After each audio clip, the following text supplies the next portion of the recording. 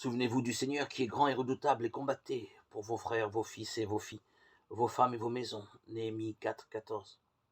Néhémie savait qu'il accomplissait la volonté de Dieu.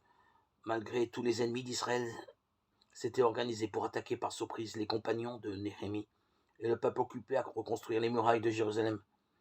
Apprenant cela, Néhémie aurait pu se sentir très découragé. Pourtant, il galvanisa l'enthousiasme et le courage de son entourage en affirmant deux choses.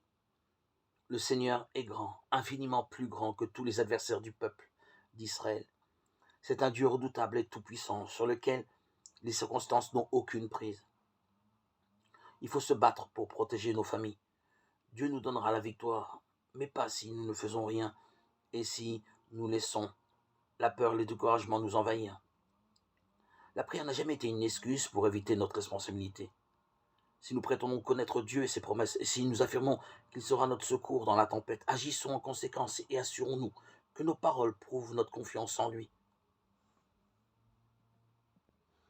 Dieu n'est pas mort, alors agissons et vivons en conséquence. Soyons vivants, n'essayons pas de nous laisser affaiblir par ce sentiment de découragement et de peur. Acceptons que c'est une émotion difficile à contrôler, oui, c'est vrai. Pleurons si nécessaire, comme David à Tsiklag.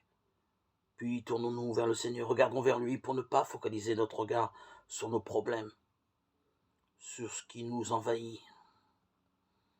Souvenons-nous de toutes les fois où Dieu nous a soutenus, et même si la fosse dans laquelle nous sommes tombés est glissante et profonde,